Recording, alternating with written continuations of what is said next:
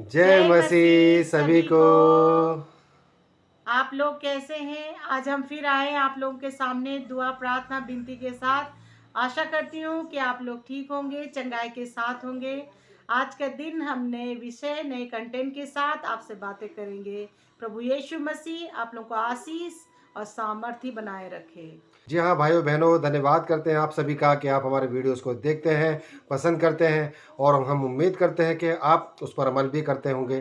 तो धन्यवाद करते हैं आप सभी भाई बहनों का जो इस वक्त हमें देख रहे हैं। तो आज का जो कंटेंट है, आज का जो विषय है वो इस तरीके से है कि हमारा जो पिता है, जो हमारा आत्मिक पिता है, परमेश्वर प्रभु यीशु मसीह हमारा हर तरह का गुनाह माफ़ कर देता है।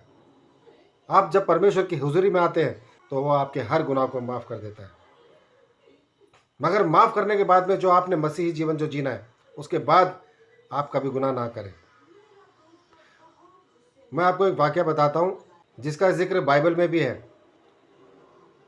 जैसे एक राजा था, उसके 2 बेटे थे। तो दोनों बेटों में से एक जो छोटा बेटा था, दोनों ही वो काम करते थे खेतों में। अपने पिता की जो जो सल्तनत है और खेत खलिहान है, सबका ध्यान रखते थे, काम भी निरंतर करते थे। उसमें से छोटा बेटा था, वो थोड़ा-सा चंचल था, जो छोटा बेटा था, और वो अभिलाषावादी था। उसके अंदर बहुत सारी अभिलाषाएँ थी। राजा का बेटा तो था ही वो, तो उसके अंदर बहुत सारी इच्छाएँ थी, बहुत सारी अभिलाषाएँ थी जिनको वो पूरा करना भी चाहता था।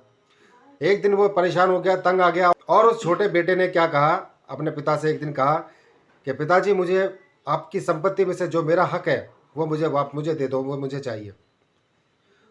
तो ये सुनकर उसका पिता बड़ा हैरान हुआ, मगर वो उसमें अड़ा रहा, वो बेटा जो था, कि मुझे हक चाहिए, मेरा हक चाहिए, आपकी प्रॉपर्टी में से मुझे मेरा जो हक है वो चाहिए। उस बेटे ने ऐसा कहा उस पिता से। तो पिता ने भी थकार कर, जब उसने कोशिश करी कि, लेकिन वो नहीं माना बेटा उसका, तो पिता ने उसके थकार कर उसने बोला कि ठीक है बेटा, जो तेरा हक है, तेरा हिस्सा बनता है, वो मैं तुझे दे देता हूँ। तो उसने हिस्सा और बंटवारा किया उस प्रॉपर्टी का, और जो उसके हक में था, जो उसका हिस्से में जितना आया, वो सब चीज़ों को लेकर, पैसा, दौलत, जागीर, जो भी उसके हिस्से में था, वो सब कुछ लेकर वहाँ से चला गया। और उसने दूसरे देश में जाकर, दूसरे लोगों में जाकर उसने परस्त्री भ्रमण किया, उसने व्यभिचार किया, वो गलत चीज़ों में पड़ गया, जुआ खेलना, दारू पीना, शराब पीना और परस्त्री गमन करना, गलत कार्य करना, ऐसी चीज़ों में वो फंस गया और इसी में वो लिप्त रहा। एक दिन क्या क्या हुआ कि धीरे धीरे करते करते, यही काम करते करते, उसकी सारी जो संपत्ति थी, जो उसके पास थी, जो अपने पिता से लेकर गया था अपने हिस्से का, वो सारा हिस्सा उसका उसी जुए में और उन्हीं कामों में सारा उड़ाता चला गया और ख़त्म हो गया उसका जो सारा पैसा था। उसके बाद जब उसका सब कुछ खत्म हो गया जो उसके पास था, तब उसने सोचा कि अब मैं खाना पीना कैसे करूंगा। तब उसने किसी किसी के घर में जाकर उसने काम मांगा। तो किसी एक आदमी ने उसको, उस पर दया खाकर उसको सूअरों की और जानवरों की रखवाली का काम दिया। जब वो सूअरों की और जानवरों की रखवाली करने लगा, देख रेख करने लगा उस स्मेल में, उस बदबू में, तब उसको याद आया कि इसका पिता कितना अमीर था, एक बहुत बड़ी स्टेट का, बड़ी बड़ी सल्तनत का एक राजा था। तब उसको याद आता था वो दिन कि मैं कितना खुश था, मैं राजा की का बेटा था, राजकुमार की तरह मैंने ज़िंदगी वहाँ बसर करी, और आज मैं इस हाल में, फटे हाल में ये काम कर रहा हूँ। तब उसने सोचा कि अब मैं ज़्यादा नहीं कर सकता, और वापस अपने पिता के पास गया और उसने बोला कि मैं अपने पिता के पास ही, यही काम करना है तो मैं अपने पिता के पास ही कर लूँगा। वो अपने पिता के पास जब गया, किसी एक सैनिक ने आके बताया कि उसका बेटा वापस आया है जो चला गया था।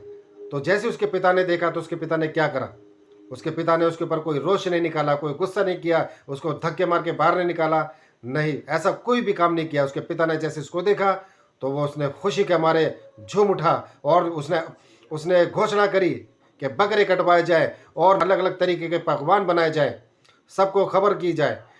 और जो उसने अपने बेटे के पास जाकर अपने बेटे को सीने से लगाया उस राजा ने, जो उसका पिता था।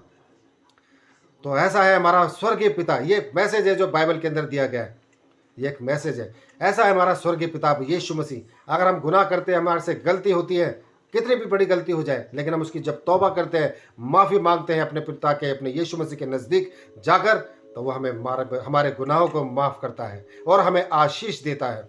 इसी तरह इसी मैसेज के द्वारा, इसी सब्जेक्ट के द्वारा मैं आपको बताना चाहता हूं कि आप परमेश्वर के नज़दीक आए, यीशु मसीह के नज़दीक आए और माफ़ी मांगे। अगर आपसे कोई गलती, कोई गुनाह हुआ है तो उसका माफ़ी का इकरार करें।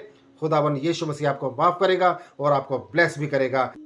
आपने सुना किस तरह से हमारा यीशु मसीह, जब हम कोई भी पाप करते हैं, कोई भी गुनाह करते हैं, तो हमारा परमेश्वर हमारे हर एक गुनाहों का, हर एक गलतियों को क्षमा कर देता है। प्रभु यीशु के करीब जाइए, विश्वास कीजिए, आप उससे दुआ प्रार्थना कीजिए, तो आपके हर एक गलतियों को क्षमा कर देगा। और बड़े से बड़े गलतियां भी हो गई हैं तो परमेश्वर से आप क्षमा मांगिए। आपको क्षमा देने वाला एक ही पिता है, वो है प्रभु यीशु नासरी। आपको हर एक गलतियों को क्षमा कर देने वाला पिता है वो। आप बहुत सारी ऐसी गलतियां करते हैं जिन्हें आप भूल जाते हैं, ऐसा ना कीजिए। आप प्रभु यीशु से अपनी गलतियों का पश्चाताप कीजिए, क्षमा मांगिए। आपका क्षमा करने वाला प्रभु यीशु आपको सामर्थ्य बनाएगा और आपको क्षमा देगा, आपको गले लगाएगा, आपको आशीष देगा। हमारा प्रभु यीशु जो बहुत ही महान है। जी हाँ भाइयों बहनों, आपको माफ़ी मांगना ज़रूरी है। प्रभु यीशु मसीह से माफ़ी मांगिए, क्योंकि अगर आप माफ़ी नहीं मांगते हैं, गलती करके भूल जाते हैं, इसी के द्वारा हमारी ज़िंदगी में दुख और तकलीफ आते हैं। और यही कारण है जिसकी वजह से लोग कहते हैं कि हम भुगत रहे हैं, क्यों हो रहा है, क्या हो रहा है। बच्चों के साथ में, बुज़ुर्गों के साथ में, हमारे साथ में ऐसी ऐसी चीज़ें बीच बीच में आती रहती है। और वो यही कारण है कि हम गलती करते हैं और हम उसको भूल जाते हैं। हम थोड़ा सोचते ज़रूर है कि हाँ मेरे से गलती हो गई है, लेकिन हम उसको भूल जाते हैं। लेकिन भूलना नहीं है, यीशु मसीह के नज़दीक आना है और माफ़ी मांगनी है, गुनाहों की तौबा करनी है। वो देखो आपको माफ़ करता है और आपकी ज़िंदगी में आपको आशीष देता है, ब्लेस करता है और आपका मार्गदर्शन भी करता है।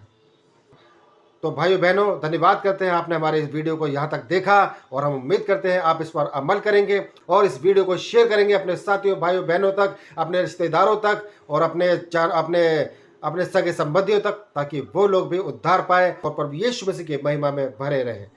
तो धन्यवाद करते हैं इस समय के लिए। तो भाइयों बहनों, आज के लिए बस इतना ही। कल एक नए कंटेंट के साथ फिर हाजिर होंगे आपके सामने। तब तक के लिए आप सभी को जय मसीह।